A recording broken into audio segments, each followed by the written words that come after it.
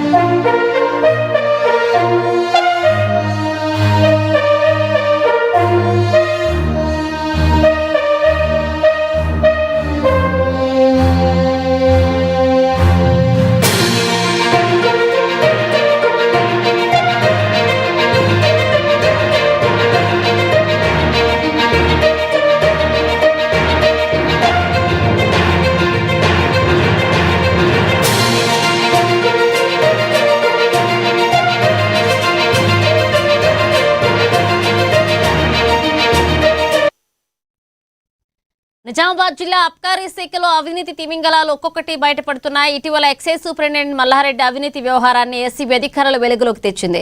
అయితే ఇప్పుడు అంతకంటే పెద్ద అక్రమార్కులు రంగంలో ఉన్నట్లుగా జిల్లాలో జోరుగా చర్చ సాగుతుంది. ఇదే అంశానికి సంబంధించి మరిన్ని అప్డేట్స్ అందించడానికి మా ప్రతినిధి నవీన్ ఫోన్ లైన్ లో సిద్ధంగా ఉన్నారు. నవీన్. Thank you Manisha. నిజామాబాద్ జిల్లా ఎక్సైజ్ శాఖలో అవినీతి ఆరోపణలు తీవ్ర చర్చనీయాంశంగా మారింది. ఇటీవల ఎక్సైజ్ సూపరింటెండెంట్ మల్లారెడ్డి అవినీతి వ్యవహారాలను ఏసీబీ అధికారులు వెలుగులోకి తీసుకొచ్చారు. గత 2 రోజుల క్రితము ఏసీబీ అధికారులు మల్లారెడ్డి ఇంటిపై ఏకదాటిగా దాడులు నిర్వహించారు. ఇందులో ఆదాయం నుంచి వందల కోట్ల రూపాయలు ఆస్తులు సంపాదించడం కూడా చెప్పి కూడా ఏసీబీ అధికారులు తేల్చారు. అయితే దీంతో ఒక్కసారిగా నిజామాబాద్ జిల్లా ఎక్సైజ్ శాఖలో కలవరం నెలకొందని చెప్పవచ్చు. అయితే మల్లారెడ్డి కంటే ఎక్కువ స్థాయిలో ఆస్తు అక్రమాలకు పాల్పడుతున్న మరికొందరు అధికారులు ఉన్నారని ప్రచారం ఆ శాఖలో కూడా జోరుగా కొనసాగుతుంది. డిప్యూషన్ మీద వచ్చిన ఓ ఎస్హెచ్ఓ పదవిని చెక్కించుకునేందుకు కూడా పన్నాగలు పన్నారని చెప్పి అనంతరం అనుకూలంగా పరిస్థితులు సృష్టించినట్లు కూడా ఆరోపణలు వినిపిస్తున్నాయి. అయితే అనంతరం ఆ పదవిలో కొనసాగుతున్నట్టు ఆ ఎస్హెచ్ఓ కళ్ళు దుకాణాలు అలాగే వైన్ షాపులో కూడా భారీ మొత్తంలో మామూలు కూడా వసూలు చేసినట్లు కూడా ఆరోపణలు వినిపిస్తున్నాయి. అయితే ఆ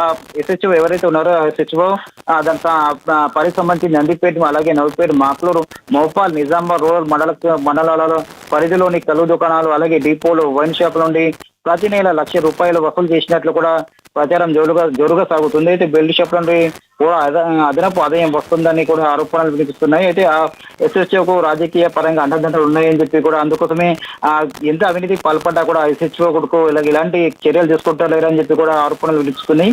కొన్ని వైన్ షాపుల నిబంధనలకు విరుద్ధంగా పర్మిట్ టోర్నమెంట్ నిర్వహిస్తూ ఒక బార్ల మాదిరిగా కూడా అక్కడ వ్యవహరిస్తున్నారని చెప్పి దానికి లైసెన్స్ ఫీజులు చెల్లిస్తున్న బార్ల కూడా యజమానులు నష్టపోతారని చెప్పి వారికి అధికారులు చెప్పినప్పటికీ కూడా అధికారులు మాత్రం మీనామేసలు చెప్పి లెక్కిస్తున్నారని చెప్పి కూడా ఆరోపణలు వినిపిస్తున్న పరిస్థితి మాత్రం ఉందని చెప్పచ్చు.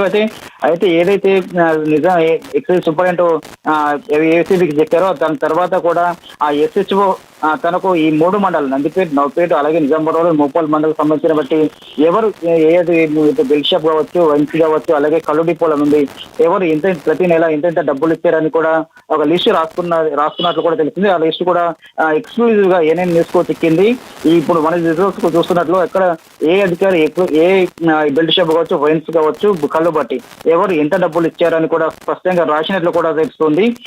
ఇది కూడా ఎన్ఎస్ ముందుగా బయట పెట్టింది ఎక్స్క్లూజివ్ గా బయట పెట్టిందని చెప్తుంది.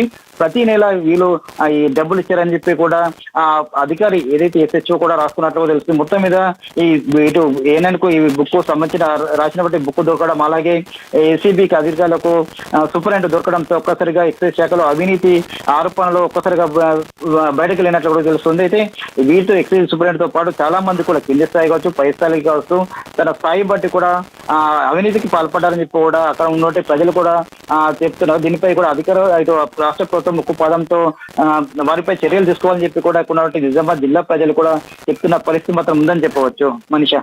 Right, thank you Naveen.